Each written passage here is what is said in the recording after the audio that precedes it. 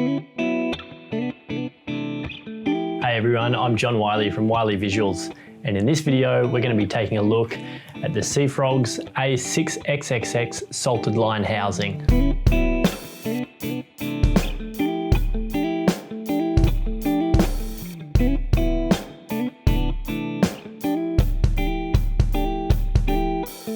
Before I jump into the review, I'd just like to talk a little bit about what I actually do.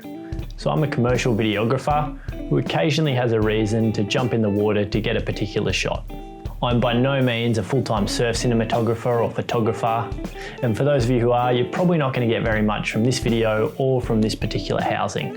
So having said that, I'll approach this review from the perspective as someone who's an occasional user, mainly shooting video. So I ordered the a6xxx series housing direct from Seafrogs, and I think I paid about $650 Australian, which in terms of fully featured surf housings is an absolute bargain. I've got the version with the standard flat port that fits the Sony kit lens, and I also ordered the additional pistol grip. Now the design of the pistol grip is really nice. It has a dual shutter function, which means you can half press the shutter button to autofocus and then fully press it when you're ready to start shooting your video or take a photo. Now there's a lot to like about this housing, and probably for me the number one thing is just the amount of controls that this one has. Taking a look at the backplate there, you can see you've got access to almost all of the controls on the camera, and that makes it really easy to adjust any settings that you might need to while you're out in the water. This is a huge upgrade from previous housings I've had, where you were usually limited to one or two controls. With those ones, you usually had to preset your ISO or your shutter speed before you swam out, or you'd have to leave some of your settings in auto to give yourself a bit of flexibility. Having all those controls on the back means you can shoot exactly how you want to without ever wondering if you're going to get your exposure right. So I've been swimming quite a bit with this housing over the past 3 months, and one of the things I really like about it is the nice metal clamps on it. It's got one on either side, and these really make me feel secure when I'm swimming with it because they've got that extra locking mechanism on there. Another thing that gives me a lot of confidence with this housing is that it's actually got a dual O-ring system. So if you take a look at the back plate, you can see that there's one O-ring on there. Now having a look at the main body of the housing, there's another O-ring there as well. So that really gives me a lot of confidence that one tiny hair or one tiny piece of sand isn't going to cause me to flood my whole housing, because I've got that second O-ring there for protection. Another thing that gives me a lot of peace of mind with this housing is that it's got an inbuilt moisture detection sensor.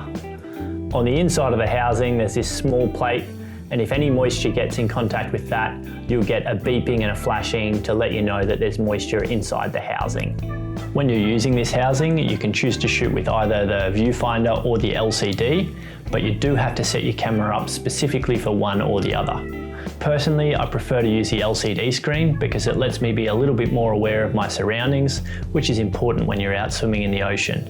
One of the things I really like about this housing, in combination with the a6400, is that the newer Sony cameras have a much brighter LCD screen than previous generations.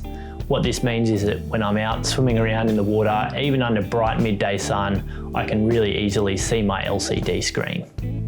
My absolute favourite feature of this housing is the built-in zoom control here. Now a lot of systems have the zoom mechanism built into the ports. With this one, it's actually in the housing body, which means that if I ever want to change the port out, I'm still going to be able to have that control over the zoom. For the past few years, anytime I've needed to shoot in the water, it's been with a GoPro or something similar. So it's really nice to have that option to be able to zoom in and out and get a variety of different perspectives. So far, the only downside I've found with this housing is that all of those buttons on the backplate do tend to collect a little bit of sand and grit in there.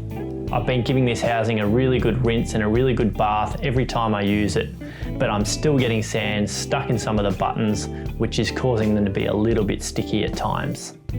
Overall, I'm really happy with the Seafrogs salted line for my purposes, particularly when using it with the a6400, which is the first camera I've ever put in the water that has a reliable autofocus system. Now this makes such a huge difference when you're used to having to preset the focus using your hyperfocal distance. That great reliable autofocus, combined with all those controls that you have access to, means that this is the first housing system where it's really let the camera get out of the way and allowed me to do what I want to do when I'm shooting in the water.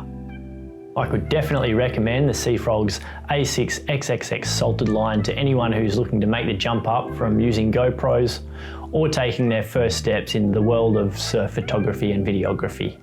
If you've made it this far, thanks for watching, and I hope you found this video valuable. Don't forget to hit that like button and subscribe for more videos in the future.